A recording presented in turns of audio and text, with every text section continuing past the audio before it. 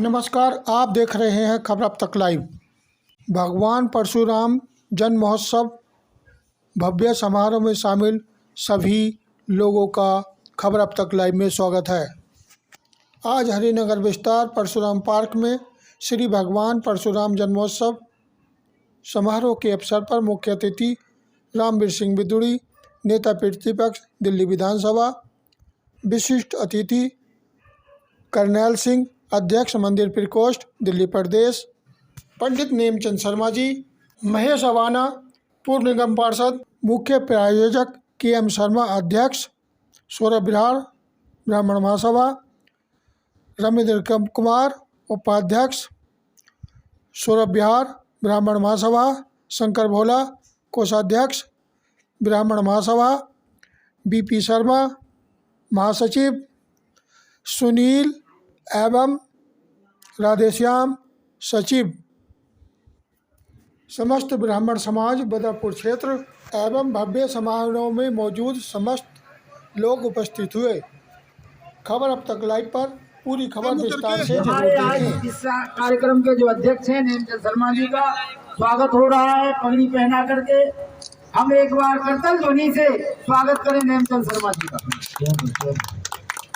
सभी से अनुरोध अपना स्थान ग्रहण करें। शर्मा जी कृपया सभी आ जाएं। दाऊदलाल जी मंच पर आ जाएं। पूर्व अध्यक्ष हैं सौरभ बिहार इकाई के। सभी पूरी यूनिट स्वागत कर रही है पंडित नेमचंद शर्मा जी का, और हम सब लोग तालियों के द्वारा स्वागत करें। बोलिए परशुराम भगवान की जय, परशुराम भगवान की जय, परशुराम भगवान की जय।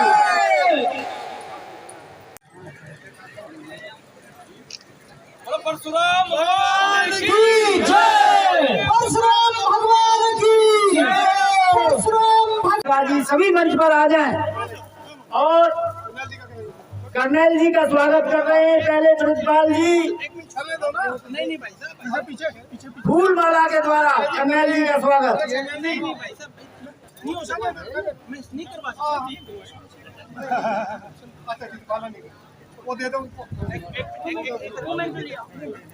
फरसा दे करके और भगवान परशुराम जी की मूर्ति दे करके करनैल सिंह जी का स्वागत करें। पीछे पीछे वाले भाई साहब, बोलिए भगवान परशुराम की, परशुराम भगवान की, परशुराम भगवान की जय। करनैल सिंह जी का भी मूर्ति और पगड़ी के द्वारा स्वागत करें। बिदुड़ी जी का भी पगड़ी के द्वारा स्वागत करें। मिंटू शर्मा पूर्व मंडल अध्यक्ष भी हमारे बीच है, स्वागत है। फरसा करनैल सिंह जी और बिदुड़ी जी को, मास्टर जी फरसा देंगे बिदुड़ी जी को। दो ना ले लो, अरे हाथ लगाइए आप फरसे से, उधर होकर के ऊपर उठाइए फरसे को। परशुराम भगवान की जय, परशुराम भगवान की जय, परशुराम भगवान की जय।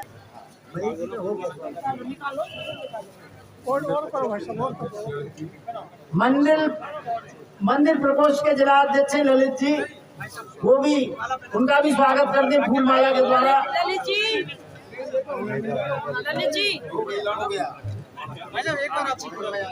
जी मंदिर प्रकोष्ठ के जो जिला अध्यक्ष हैं ललित जी, उनका भी स्वागत करें फूल माला के द्वारा। सामने देखिए केएम जी सामने देखिए, फोटो खिंचवाइए।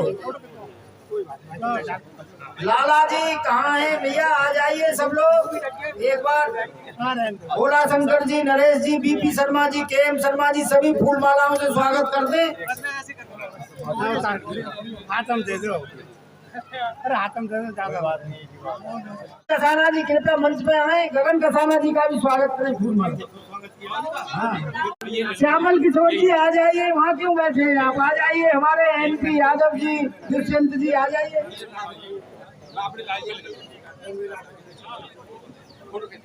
रणवीर राठौर, अनिल चौहान जी आ जाए।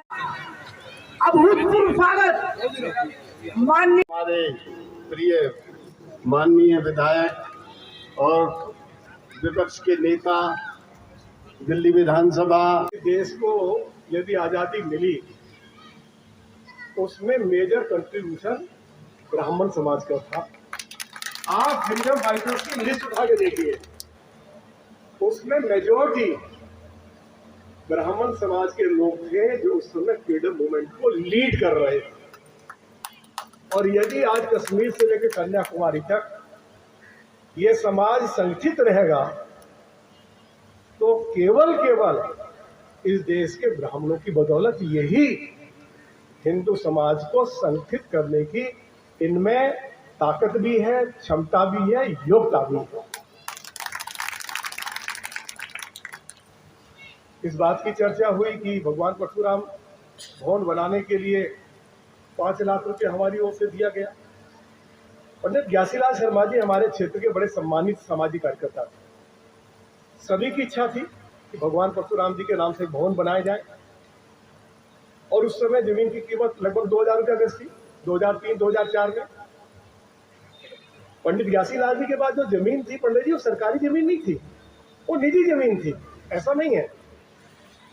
लेकिन क्योंकि जब खेती बाड़ी की जमीन पर अगर खेती नहीं हो रही है तो वो उसको ग्राम सभा में 81A के तहत वेस्ट कर दिया जाता है। ये हमारे महेश राणा जी जानते हैं बात।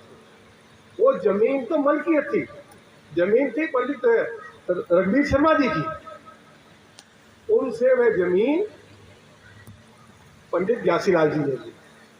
और उस समय मोटे मोटे तौर पर ये तय हुआ कि प्लॉट की कीमत लगभग 6-6.5 लाख रुपया होगी। तो ज्ञासीलाल जी ने कहा रामवीर जी 5 लाख रुपये आप दे दीजिए, बाकी मेरी ओर से उसमें योगदान हो जाएगा। वो अपनी बात पर स्टैंड करते थे। मामला वो अभी फाइनल कोर्ट में है। हम वो केस जीते या ना जीते, केस जीत जाएंगे तो तब भी भगवान परशुराम का भवन बनेगा। हम हार भी जाएंगे, यदि वो सरकारी जमीन भी हो जाएगी तो तब भी बनेगा, तो फिर भी हमारे पास आएगी।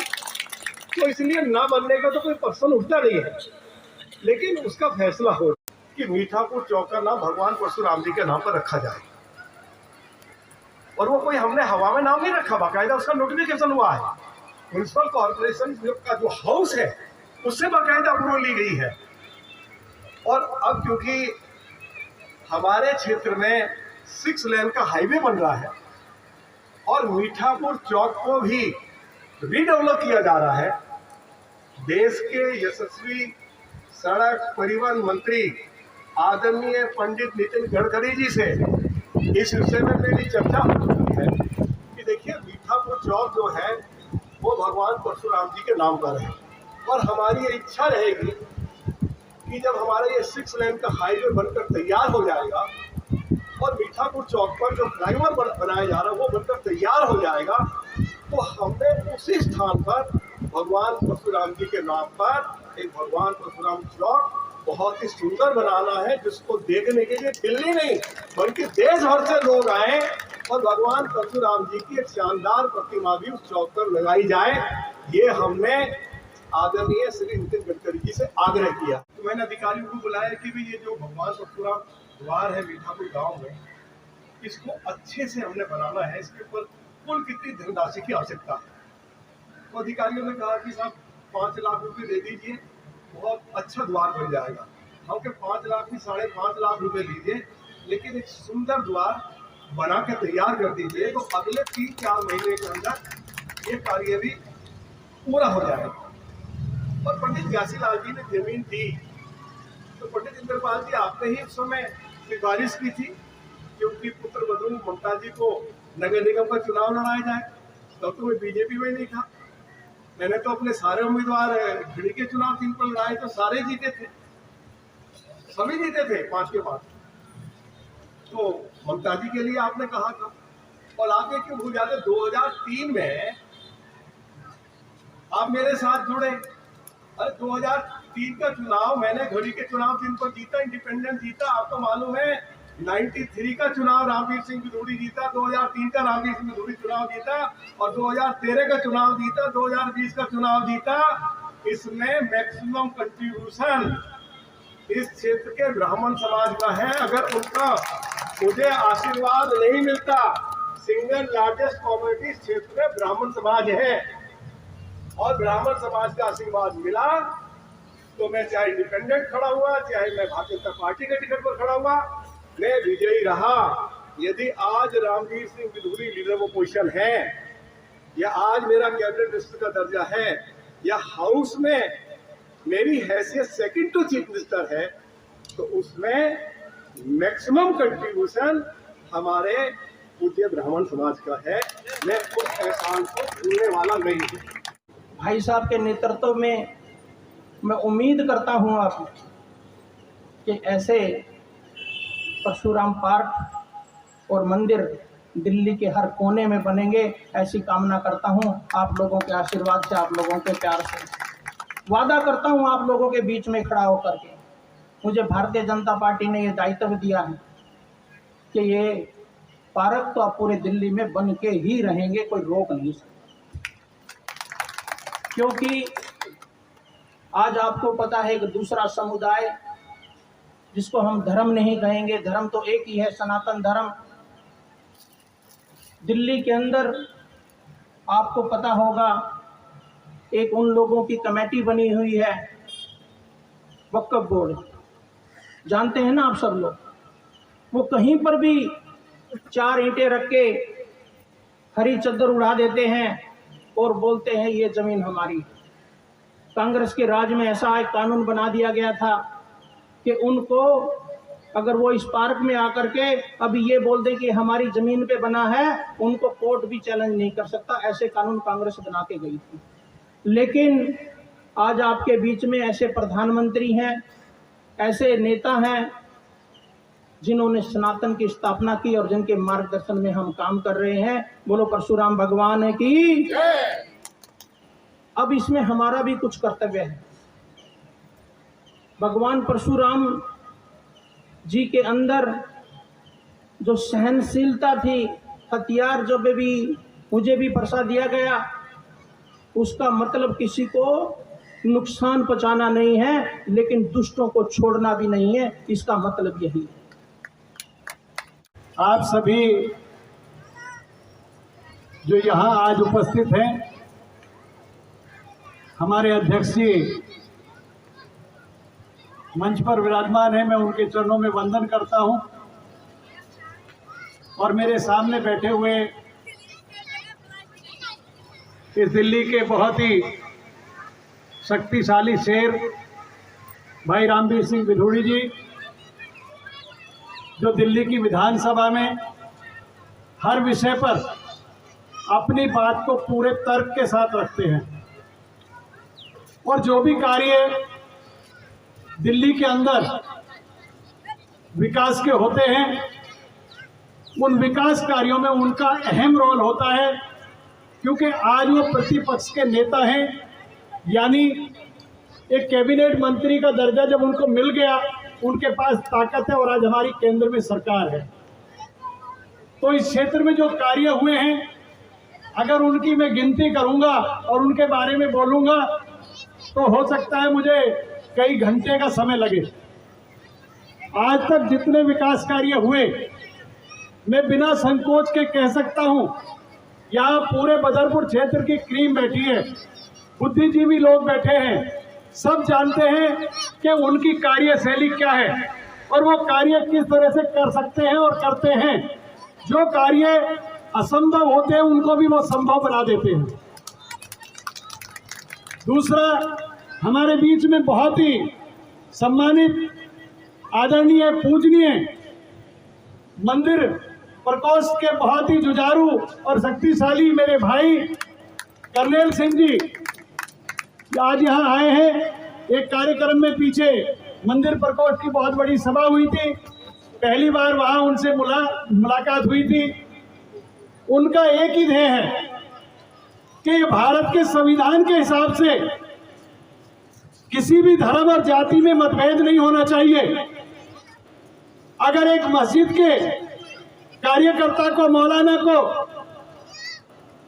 उसका पारिश्रमिक जो मानदंड है, जो भी तय है, वो मिलता है और दिल्ली सरकार देती है उसको, तो हमारे मंदिर के प्रकोष्ठ और मंदिर में सेवा करने वालों के लिए इस तरह का सुझाव और इस तरह की प्रक्रिया क्यों शुरू नहीं की गई? ये भगवान परशुराम जी का प्रकटोत्सव अक्षय तृतीया के दिन हुआ था, लेकिन अक्षय तृतीया से लेकर के आगे के एक हफ्ते तक ये भगवान परशुराम का जन्मोत्सव विभिन्न जगहों पर मनाया जाता है। इसलिए क्योंकि कल बहुत जगह कार्यक्रम थे, इसलिए इस कार्यक्रम को सौरभ विहार ब्राह्मण सभा ने आज रखा और आज इस कार्यक्रम को बड़े हर्षोल्लास के साथ मनाया जा रहा है। दूसरा सवाल ये है कि जनता में क्या मैसेज देना चाह रहे हैं आप? हम जनता में ये मैसेज देना चाह रहे हैं कि जितने भी हमारे श्री हरि विष्णु के अवतार हुए हैं, वह सभी अवतार पूरे समाज के कल्याण के लिए हुए हैं, किसी एक जाति विशेष के लिए नहीं हुए हैं।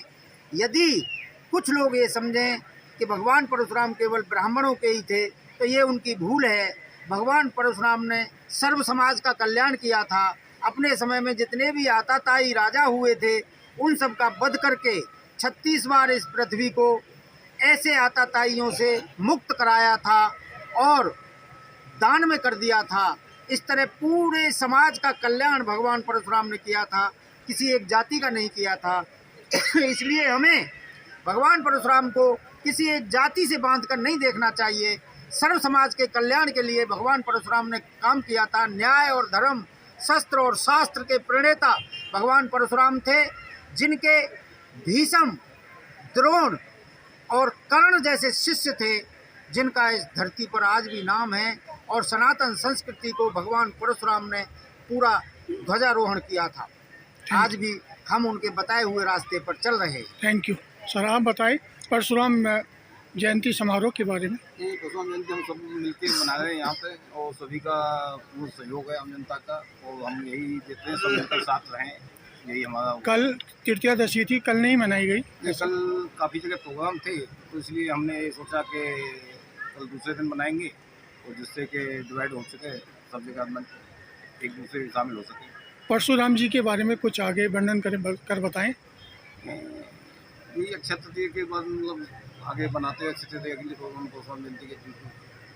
Thank you sir. आप बताएं ये परशुराम जन्मोत्सव समारोह के बारे में आप 2 शब्द बताएं। परशुराम जन्मोत्सव के बारे में